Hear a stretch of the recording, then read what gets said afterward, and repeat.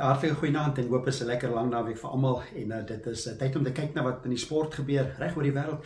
Daar's 'n lekker golftoernooi wat begin. Ek sien baie uit daarna. Ek dink baie wat kyk sien ook uit daarna. Dit is die meesters wat reeds begin het eintlik en hy maak Sondag klaar. So dit is 'n groote een van die eerste, of dit is die eerste groote van die jaar. En dan kyk ons ook na rugby. Dit is die Europese kampioenskap of beker wat voortgaan. Suid-Afrikaanse spanne wat daar speel, ons moet 'n bietjie gewoond raak daaraan. Dis die Stormers en die Sharks wat in aksie is en dit is in kwart-eindronde wedstryde oor see. Dan is dit ook sokker. Engelse Premierliga gaan voort. Ons hoor wat sê Bruce Naden. Hy gaan bietjie met ons gesels daar op die golfbaan. Die meesters waarvan ek gepraat het, ons hoor wat sê Cameron Smith. Hy speel tans by die Live Golf Uitdag. So hy is 'n man wat nie op die PGA speel op die stadium nie, maar hy is een van 18 spelers van Live Golf wat daar speel. So ons hoor wat sê Cameron Smith. Dan is dit ook die Grand Prix van die Amerikas. So dit is 'n motorfietser MotoGP wat ook plaasvind. Ons gaan hoor wat sê Brad Binder. So 'n vol program en sit terug en ons kyk wat gebeur op die sport. Want ons spring sommer weg. Ons skop eintlik af met die rugby. Dit is die Europese kampioenskapsbeker, soos hy genoem word. Dit is die Stormers wat speel teen die Exeter Chiefs. Dit is daar in Engeland. En is die Chelsea Sharks. Hulle speel teen Toulouse. Dit is in Frankryk. Dis twee van die wedstryde wat ons 'n bietjie op fokus. Daar's nog twee wedstryde wat ons nou net oor gaan gesels, maar kom ons hoor eers wat sê Mike Potgieter, ons rugbykundige. En vir Mike eerstens sommer gevra daai wedstryde tussen die Stormers en Exeter en daar die Sharks ook in aksie is. Wat dink hy kan gebeur? Dit is die Stormers wat dan nou moet gaan toer en teen die span van Exeter Chiefs in hierdie uitspeelwedstryde gaan moet die stryd aansê. Dit gaan interessant wees. Die Exeter Chiefs wat werklik goeie rugby gespeel het teen Montpellier. Montpellier wat hulle besig gehou het hier in die einde van die wedstryd, maar Exeter Chiefs wat se verdediging uitstekend is. Dit is 'n baie gebalanseerde span, 'n relatiewe onbekende span vir die Suid-Afrikaanse spanne. Ons weet dat ons baie min wedstryde teen hierdie Europese span al reeds gespeel het, maar videomateriaal en ou wedstryde sal ontleed word. En as ek dink ek ken vir John Dobson soos wat ek hom ken, sal hy verseker saam met sy afrigtingkorps werklik planne hê om Exeter Chiefs so bietjie van struik te bring. En ek dink tog Montpellier het vir die Stormers waardevolle inligting kon bied in terme van die vol 80 minute van hierdie wedstryd. Die ander wedstryde is natuurlik die Sharks teen Stade Toulouse. Nou die bulle wat werklik vasgeval het teen Stade Toulouse en hulle het gewys dat hulle wil weer terugkeer na die kampioene wat hulle was van hierdie kompetisie. La Rochelle wat die verdedigende kampioen is, hulle kom te staan teen Saracens. En La Rochelle wat in die laaste minute hulle wedstryd dan nou ook verlede naweek gewen het. So La Rochelle nie heeltemal die verdedigende kampioen soos wat almal gedink het hulle kan dalk wees nie. Stade Toulouse is die span wat 'n opspraak maak en sê ons wil ons beker terug hê. En dit gaan interessant wees om te sien met die Sharks. Die Sharks wat werklik gewys het teen die span van Munster dat wanneer hulle op momentum is en wanneer hulle in vorm is dit 'n span wat jy werklik baie versigtig moet hanteer. Hulle sit met 'n klomp sterspelers, die Springbokke is terug en as daar een span is wat ek dink vir Stade Toulouse dan nou kan klop daar in Frankryk, dan is dit die Sharks met Werner Kok hulle wat daar is, met Sia Kolisi hulle wat terug is, Eben Etzebeth hulle wat die physicality of dan die fisiese wedstryd na die span van Stade Toulouse toe kan bring. Dis verseker gaan dit interessant wees om te sien hoe hulle daai wedstryd gaan benader. Ja, dankie Mike en hopelik kan die Stormers die Sharks vir Suid-Afrikaanse rugby trots maak oor die naweek. Net weer die wedstryde môre en Sondag. Môre is daar twee wedstryde. Dit is Exeter Chiefs wat in die Stormers speel. Dit is 6:30 die afskoptyd. Dit is Suid-Afrikaanse tyd, maar vroeër die middag 4:00 is dit die Sharks wat speel teen Toulouse. En dan Sondagmiddag is dit 4:00 die middag is dit La Rochelle wat speel teen Saracens. Nou so Karibeker rugby, Mike Potgieter gesels 'n bietjie daaroor. Karibeker rugby in Suid-Afrika gaan voort. Hierso is Mike Potgieter. Van die ander wedstryde is natuurlik die Sharks wat die onoorwonne verdedigende kampioene, die Pumas, die stryd gaan aansê. Dit gaan interessant wees om te sien. Die Pumas gaan natuurlik Durban toe. Die Pumas 'n baie gebalanseerde span op die stadium, hou van toer, hou van wegspeel en het gewys dat Jimmy Stonehouse besig is om goeie strukture daarin te sit. Van die Puma spelers wat wel as verdedigende kampioene dan nou by ander provinsies ook hulle heil gaan soek het, maak werklik inspraak en het 'n invloed op die groep waar hulle ook dan nou is. So die Puma spelers het 'n paar spelers verloor, maar hulle het gewys dat hulle struktuur daar is en dit gaan interessant wees om te kan sien of die Sharks wel dan nou daai eerste verloor vir die Pumas dan nou kan behaal of laat behaal. Maar as jy met die Sharks spelers praat, gaan hulle verseker vir jou sê, hulle sien uit na hierdie uitdaging en hulle dink dat hulle daardie eerste verlies vir die Pumas dan sal kan bring. Ja, dankie Mike, en ook groot Karibeker rugby wat plaasvind daar in Suid-Afrika. En kom ons kyk na die golf. Dit is die meesters en dit is gewoonlik 'n hoogtepunt. Dit is altyd die eerste grootte van die jaar op die golfkalender, as ek so kan stel. En hierdie jaar is dit baie meer relevant waarskynlik, want dit is die Live Golf uitdag wat die wêreld van golf bietjie op sy kop gedraai het. Baie hou daarvan, baie hou nie daarvan nie. En is 18 van die spelers van die Live uitdag toernooi wat speel in die Masters. Dit is interessant, want hulle speel nie meer in die PGA nie, so hulle speel nie meer in alle ander toernooie nie, so dit is interessant wees om te sien hoe hulle vaar in die meesters. Tiger Woods wat ook in aksie is. Dit is Scottie Scheffler, die verdedigende kampioen, spelers soos Rory McIlroy waarskynlik ook 'n gunsteling, maar een van die manne van Live Golf se uitdag is Cameron Smith. Hy's 4de in die wêreld, waarskynlik, of hy is sekerlik die beste speler wat by die Live uitdag deel speel, en daar's aan hom gevra, vergelykbaar 2022 laas jaar en 2023 nou, hoe sy golfstandaard is vergeleke met die twee. Dit was sy antwoord, Cameron Smith. It was probably a little bit better than what it feels like at the moment, to be honest. I remember not last year, the year before, having a pretty big off season as well. I didn't really spend much time in Australia. Did a lot of hard work in Ponte Vedra and really sorted out a lot of stuff with my swing that I thought had needed fixing for a long time, and used that time to just get better, and it paid off early in the season. I was in contention a few times before the tournament, which was nice, and then came into here and had another really good week. I think the other thing for me is coming back to this place where I've had so many good memories, hit so many good shots. A lot of times I've come in not feeling so good with my game, and it's kind of springboarded me into a kind of nice rest of the season. So I'm kind of hoping that happens again this year. It hasn't really been the nicest start for me. I had a really big off season in Australia, which I love. Spent a lot of time with family and friends, and just haven't quite got back to 100% yet. But yeah, like I said, I feel like this place is really comfy for me. Ja, dit is dan Cameron Smith. Hy gaan verseker een van die gunstelinge wees in die toernooi. En daar is ook aan hom gevra hoe mens Augusta benader, of mens die balans moet vind tussen aggressief en bietjie versigtig speel. Hierso is Cameron Smith weer eens. Yeah, I think for me it's about letting the golf course almost open itself up to you.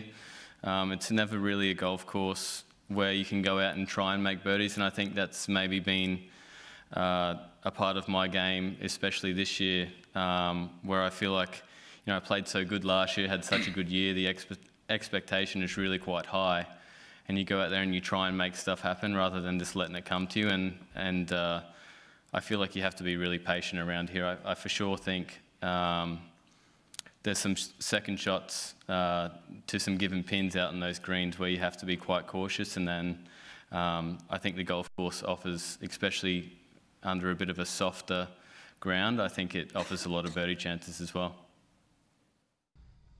En die mening daar van Cameron Smith, ja, dit gaan 'n lekker toernooi wees. Sondag maak ek klaar. Suid-Afrikaners wat ook daar speel, dit is Louis Oosthuizen en Charles Schwartzel om na uit te kyk. Hulle is ook in aksie by die meesters. Kom ons gaan na advertensiebreek. As ons terugkom, praat ons sokker.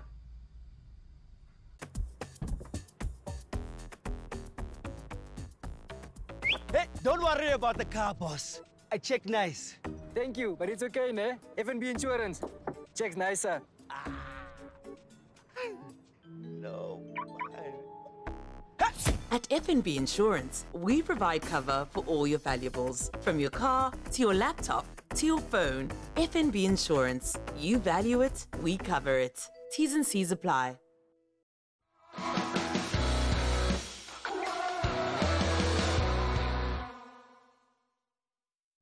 Baie welkom terug by in die Tonnel en ons kyk na wat op die sokkerveld gebeur oor die naweek. Dis die Engelse Premierliga wat voortgaan. Nog steeds Arsenal wat vasklou in daai voorsprong en dit is nou net 8 wedstryde wat vir hulle oor is. Hulle speel teen Liverpool. Dit is Sondag wat hulle teen Liverpool speel. So 'n belangrike wedstryd vir Arsenal. Die man wat die beste weet wat op die sokkerveld gebeur is Bruce Naden. Hy was ook voltyds betrokke by Leicester City daar in Engeland en ek sommer in die begin vir hom gevra die wedstryd veral met Liverpool en Arsenal wat dit dan kan gebeur. Seem to be maintaining in it, and I've said it before. They when they don't play so well, they've shown a resilience that's been lacking at Arsenal for a long time. And whilst Liverpool an extremely inconsistent, Anfield is always a tough place to go, it will be a real test of Arsenal's title credentials at the beginning of this run-in. They've passed the test so far. They have an 8-point lead. Obviously with the game in hand, Man City can bring that down to 5, and then the pressure's on because they're playing each other later this month. But yeah, a real test, I think, this weekend. It's still Liverpool. It's still at Anfield. So, and of course, I would imagine that by the time of kickoff, it is only 5 points difference because Man City have got Southampton away. Southampton are rock bottom. And whilst they've shown some signs of improvement, Southampton, in terms of resilience, in typical Pep fashion, Man City look stronger in the second half of the season than they do in the first half. Their performance against Liverpool without Haaland was as impressive a display of football as I've seen by anybody in the Premier League this season. Particularly Goodwin and Grealish, De Bruyne, Mahrez. They were pretty unplayable at times. They seem to be hitting their peak at just the right time. So come kick-off, I think Arsenal will be 5 points ahead. That might put a little bit more pressure on them going into the game. But I'll put my head on the block and say I think they're both going to win. I think both Man City and Arsenal are going to win this weekend. Ja, dankie Bruce. Dis die sokker in Engeland, die Engelse Premierliga wat groot belangstelling losmaak. Arsenal wat nog voor is vasklou in daai voorsprong en dit is die span van Manchester City, verdedigende kampioen wat hulle jaag op hierdie stadium. Dit is spanne wat ook veg vir die top 4. Die top 4 is baie belangrik om in die UEFA Champions League of Kampioenskapsbeker te kan speel. Tans is daar 3 spanne wat 50 punte het: Manchester United, Newcastle en Tottenham Hotspur. En dit is môre ook Manchester United wat speel teen Everton. Daai wedstryd is 3:30 en dan is dit Tottenham Hotspur wat speel teen Brighton. Daai wedstryd is 4:00 die middag. Maar aan die relegasie is dit ook altyd 'n groter stryd. Klomp spanne wat daar veg om oorlewing en Bruce praat altyd van 'n 6 punte wedstryd, bedoelende jy kry 3 vir 'n wen. So as jy wen dan kry jy 3 op die ander span en die ander span verloor 3. So hy praat altyd van 'n 6 punt swai. So kom ons hoor wat sê hy van die relegasie. Hierso is Bruce Naden. Given how condensed it is down at the bottom with 9 teams fighting for their lives, we're pretty much going to have a 6-pointer every weekend. Whether 1 or 2 teams will pull away in the next few weeks, it'll be interesting to see. But of course, the Leicester-Bournemouth game is really, really significant for both teams. You don't want to be losing to your rivals down near the bottom because it has such a huge impact. On paper, given the quality of Leicester's squad, they have hugely underperformed. They've been the overperforming side for many, many years. Now they're the underperforming side, in terms of the quality of their squads and the value of the squads in the transfer market. There should be no comparison between Leicester and Bournemouth. But Leicester are awful at the moment. There's no 2 ways to describe it.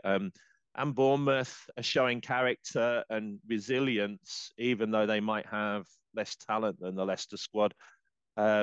Really difficult to call that game. It's going to be interesting to see how Leicester, their players, respond to the firing of their coach. Some sides, as we've seen, you get an instant kind of injection of enthusiasm and new passion. which lasts for a few games when there's a change of coach.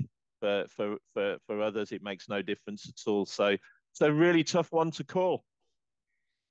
Ja, dis aan Bruce Naden en hy weet waaroor dit gaan. Hy was al daar by die klubs gewees en dit is moeilik vir die oorlewing en dit is Leicester City, die span waar hy ook betrokke by was wat speel teen Bournemouth.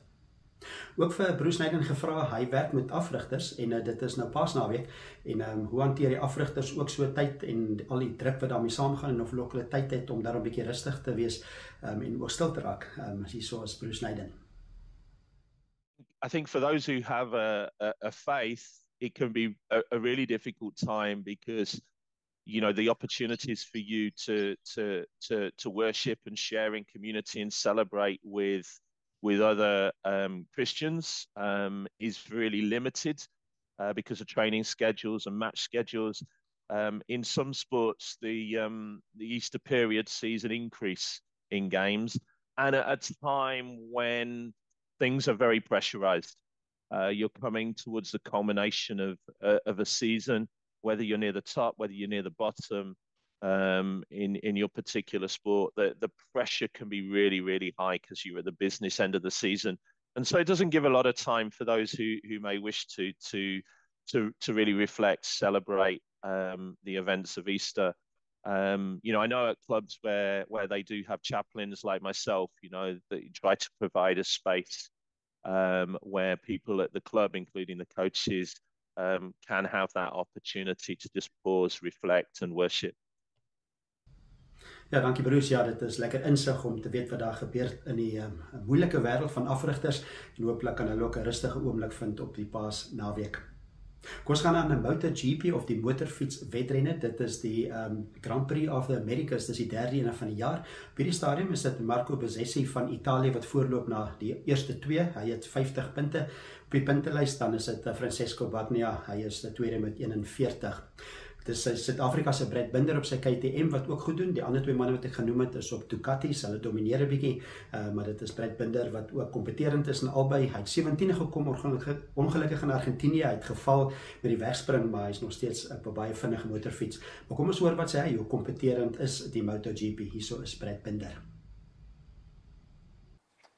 Well, I think it's not something that you really work at or do. I think it's something that came very naturally for me and my crew.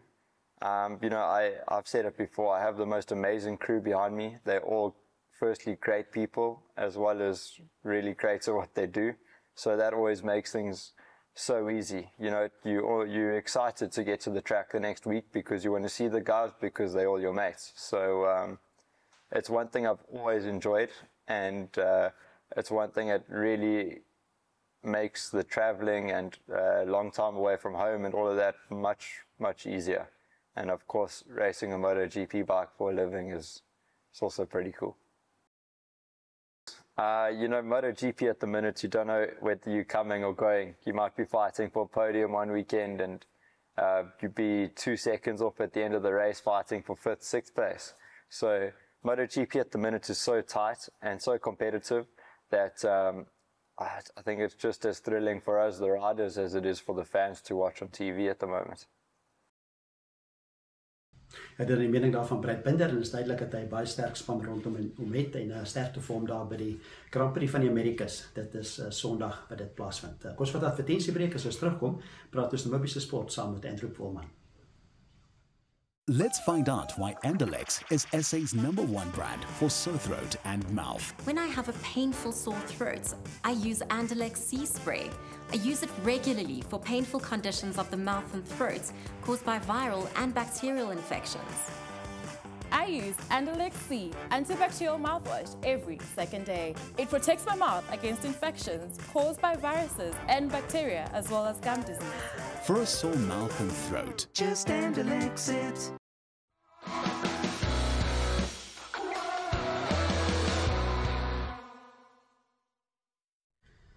Ons is terug by in die Tonnel, hoop is 'n rustige Vrydag aand en ook 'n baie lekker lang naweek waar jy ook al is. Daar's baie sport wat oral gebeur nog, ook in Namibië. Dit is Andrew Poelman wat die beste weet wat gebeur in Namibië. Een groot rugbywedstryd is by die GOtv stadion, dit is môremiddag 4:00. Dit is die Welwitschia span, die Namibiese span. Hulle speel teen die Valke 4:00 môremiddag, is die afskop daar in die GOtv stadion in Windhoek. Kom ons hoor wat sê Andrew Poelman van wat ons te wagte kan wees in daai wedstryd.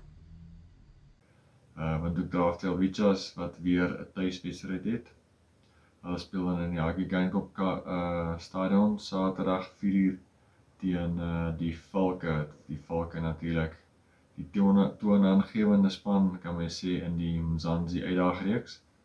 Hulle het verlede naweek teen die Grens Bulldogs gewen met 64-17. Hulle het ook reeds hulle wedstryde gewen teen die SVD Arende en ook teen die Luiperds. So die Welwitschia wil dan waarskynlik miskien 'n paar veranderinge sal toon van die span wat laas naweek verloor het hierso teen die SVD Arende. Ons sal dan kyk, die span sal dan seker laterlik bekend gemaak word. So ons verwag 'n paar veranderinge en ons verwag ook miskien dalk 'n beter vertoning as wat ons dusver gesien het van die manne.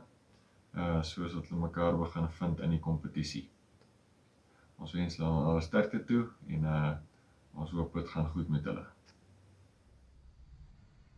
Ja, dankie Andrew. Sokkerligas in Namibië wat weer op die been is, dis lekker om te sien.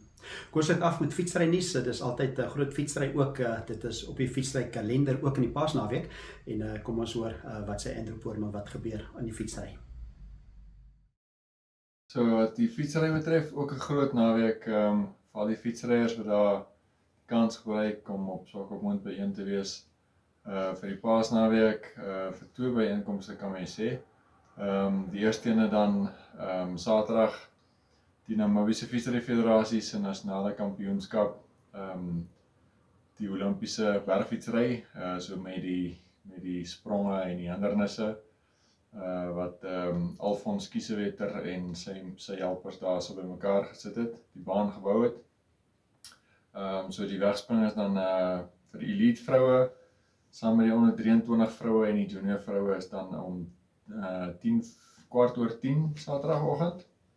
En dan 11:30, 11:30 is dit dan die elite mans, saam met die onder 23 mans en die junior mans.